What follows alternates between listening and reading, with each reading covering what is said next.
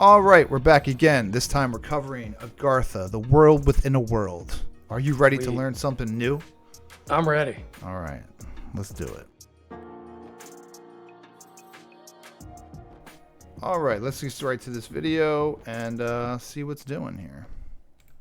Where light shines without the sun, where great cities are vast beneath our feet. Legends say there lies a hidden world, a vast kingdom untouched by time, shrouded in mystery, and home to a civilization far older than our own. This secret realm is known as Agartha. For centuries, seekers, mystics, and explorers have spoken of this place. Some describe it as a paradise inside the earth, where light shines without the sun, where great cities stretch endlessly beneath crystal skies, and where beings of immense wisdom live in peace, far removed from the corruption of the surface world. But where did this story come from? And why does it appear across so many cultures? The modern tale of Agartha truly begins in the late 1800s, with a French mystic named Alexandre Saint-Yves d'Alvedre. In his book, Mission of India in Europe, he claimed to reveal the existence of Agartha, a hidden kingdom ruled by wise leaders who govern through synarchy, a perfect balance of science, religion, and politics. Synarchy. All right. If only that were possible in the human world that we know today. Well, you know, Wow. I kind of get into this topic because I find it more interesting because I watch some of the podcasts and they bring a lot more of these like NASA and like these people who work for the Navy and all of the, federal programs. And the guy was saying, I believe it was on the Sean Ryan show, where he was saying that only 10% of the ocean has been explored. And the part that's super deep, forget it, not even close. We haven't even seen it yet. It would make sense when there was the flood, right? And it seems like, the safest place might be to go inside the earth, not to stay on the top of it.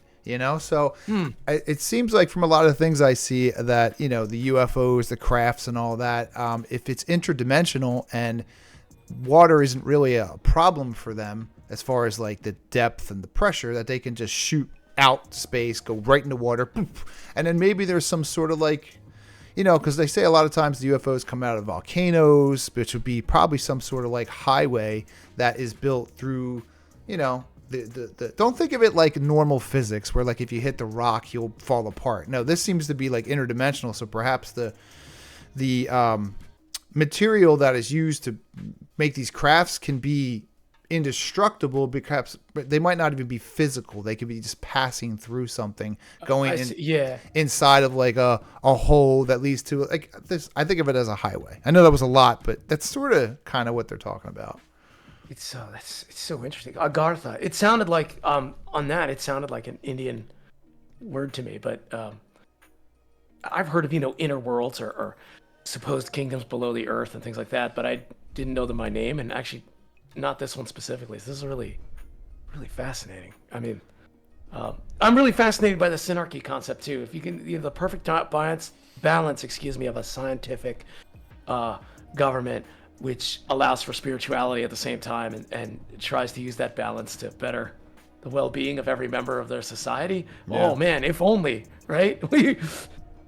Come on, humans, let's do this. We might be able to figure it out. I think the biggest problem a lot of times to progression is needs and desires like food, shelter, envy, things like that. So if they're that far advanced, maybe they get away from such like minimalistic thinking and could just be more of a whole rather than just like everybody just trying to make $1 million like we are in the West, and it's the attachment issue. I think the attachment to a thing that's only temporary, and it creates this sort of dissatisfaction I think almost universally across the board, give or take. And we get so attached to very specific outcomes. And I'm not saying, don't have goals or anything, but we get so attached to specific outcomes, we just can't seem to, of course we have to eat, right? We have to have water and all that, and that can create conflict. we get attached to, well, that's my water, that's my land, that's Yeah. my food, that's my $1 million, that's my potential. Well, and then I'm gonna also take it or else. Yeah. cultures, countries, and places like that. It's a shame because a lot of cultures have gotten it right, and then some opposing, like Mongol army or something, can just come in and just take and destroy, They'll burn take, and ruin. Oh yeah, we But- have many examples of that. I do think there's some merit into this inner world thing, because where would you go to be hidden, to operate kind of like freely, right? If you had the technology and like things that we don't understand, why couldn't things be inside of the earth? There's so much going on that we're just seeing the tippity top of land floating on water, basically. And sometimes when you see the ocean, when you just see like tips of things, those are mountains that are underwater, and all you're seeing is like the peak. It would be like Mount Fuji underwater, and the top of that is like a thing you see. yeah. Like that. Yeah. That tells you just how deep it really is. And the other thing that I get caught up on is like, what is the current level of the earth. So like, I know where I'm at right now wasn't 100,000 years ago, wasn't what the end, like if I go to the ocean and I see it, I'm like, oh, there's the beach. That wasn't always the beach, right? That was like either you're above right. or below. Right. You know? That's true. The earth we see now wasn't always this way. No. And it might sound obvious to some, but really when you think about it, it's kind of cool. We're seeing the earth, just our planet at a moment in time, wasn't like this, 65 million years ago. It won't be like this 65 million from now. That beach we're enjoying our summers on might not be there. 65 million. Let's just go 100,000 years, and there'll be a tremendous difference. Yeah, exactly. Even that. Yeah. It's to me, it's like, what is really like the surface of the earth? It seems to be ever changing. And if you could get it correct, it would seem the most safety, if you have the technology, could be within the earth, because it's not all just water. There's probably parts that have giant caves, and that's what they're speaking about. Yeah. All right, let's get back to it.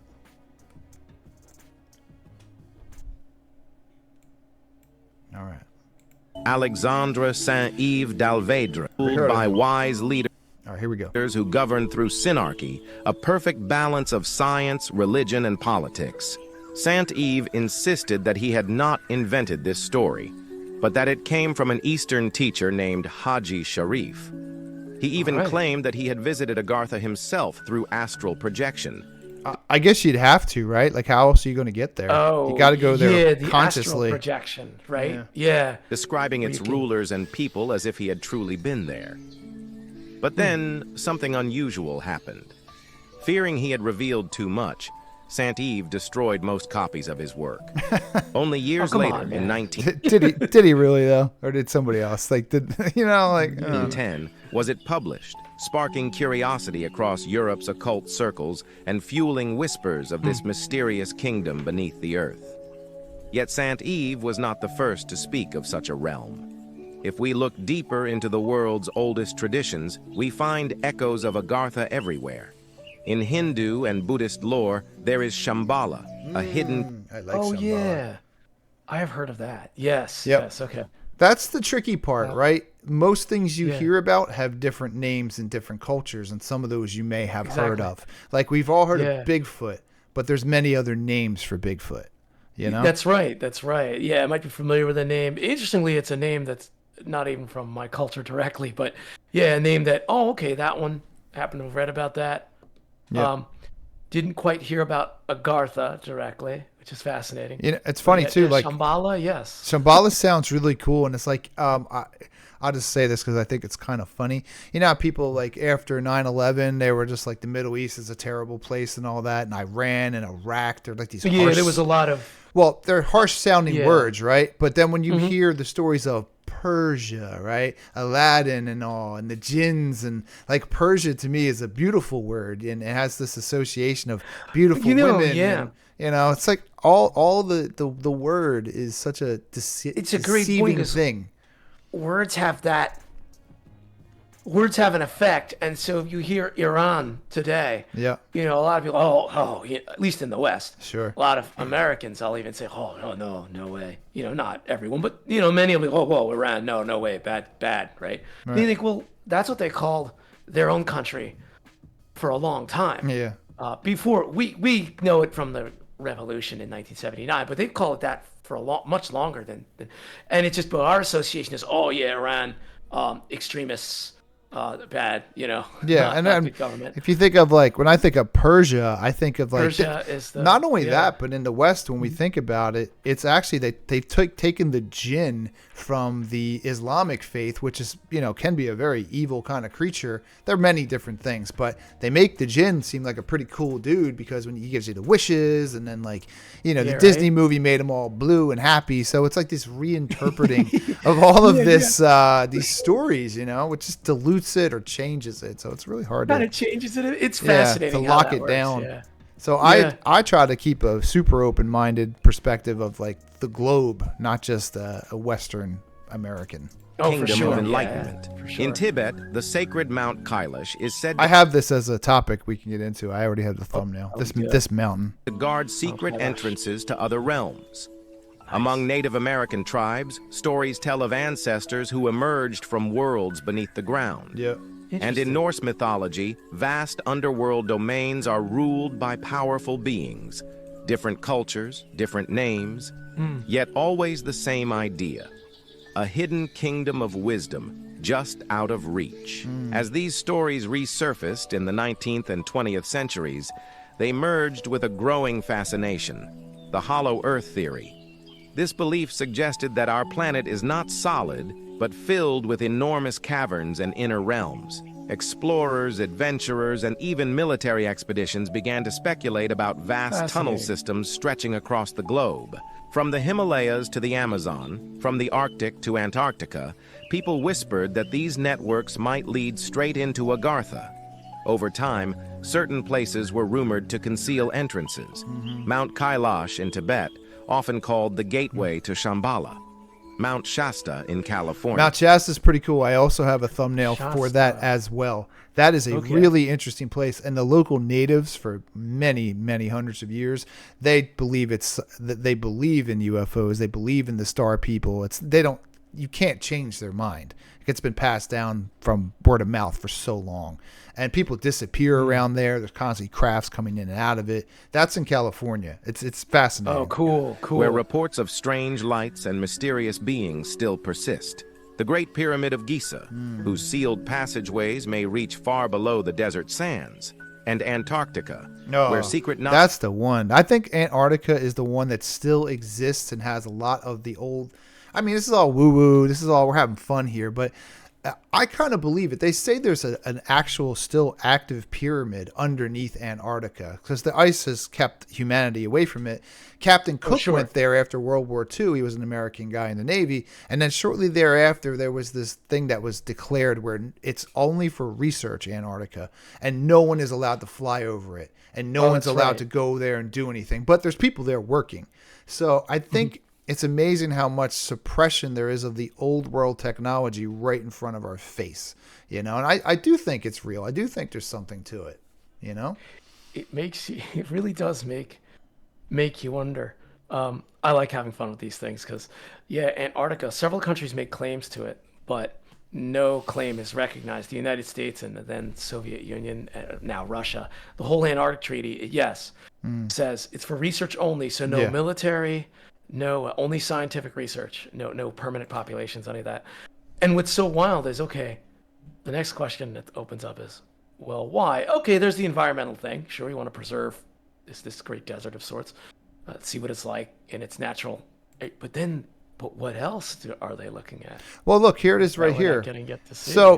Say what you will about the Nazis. They weren't stupid. And why were they there in 1930? Well, I mean, I know where Germany is compared to Antarctica. And, I mean, doesn't sound like a cheap trip. So I think there was some high level stuff going on within the war that was like the old holy war still. And I just do think there's a lot of knowledge that is suppressed, like that advanced technology. And I think it's starting to crack through. And I think within the next 30, 40 years, it's going to be pretty well known that there's other things visiting our planet. They've never left. And I think the big kicker is religion. Religion, a lot of people get hostile if it's not their way. So it could be disruptive. But through movies of Hollywood for all these years, it's been kind of like we've been indoctrinated, you and I, with the E.T. movies, the Terminator movie. Yeah. We Yeah, have coming. we have a world model of what we perceive as extraterrestrial in many ways. Like even think of like the horror movies, like, you know, they got it covered, you know? Oh yeah. So Alien, E.T., even the images that we have from like Unsolved Mysteries episodes and stuff of those, you know, the alien creatures that came from another planet. Will they look like that? They're always interestingly humanoid in a way. Are they humanoid? You know, it'd just be fascinating. If we actually meet one, they might look nothing like we're imagining them to look. Well, I think they're bipedal. Bipedal meaning standing on 2 feet. That seems to be the more advanced like level of evolution. 2 eyes, well, it could be more than 2 eyes, but at least standing on 2 feet, like bipedal humanoid seems to be like the way that it goes. But I don't know. Yeah. Let's just wrap it up and give our final thoughts.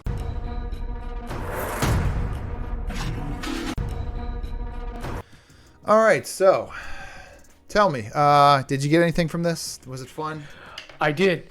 I thought the one thing I got from this, probably above everything else, is that the stories people tell themselves, the brotherhood of humanity or sisterhood of humanity, depending on how you look at it, it's just we're all so alike. I think humans are more alike than we are different. Yes, we have different names, different languages, even different cultures to show how we do things. But the story of this inner kingdom, this kingdom within the earth, a paradise of sorts, very similar, I'm sure, across these cultures. So I just thought that was so interesting. Yeah, it is interesting. We could do it a lot. There's a lot more to it.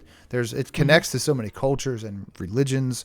I think Nikola Tesla was on to something, and going back to like the way that the Pyramid of Giza worked, and I'm pretty convinced that there was electricity that was global before the flood.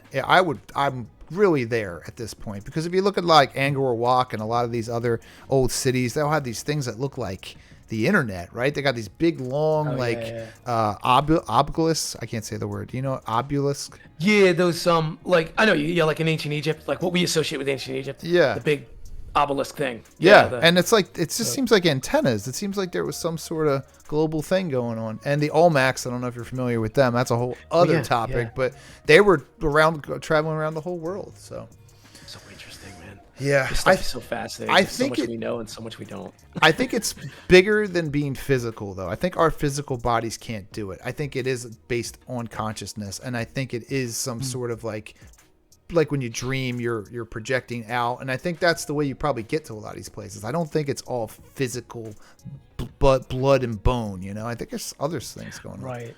You know. Yeah, I think I mean, it's just my opinion, you know, take for what it is. I think we are more than the sum of our parts. Yeah. Emergence of sorts.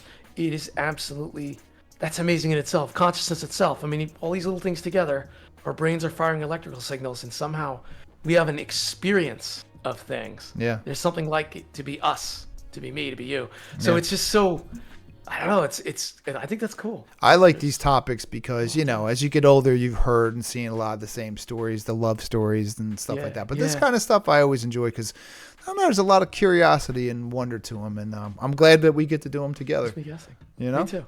All right. Me too. And with that, we're out.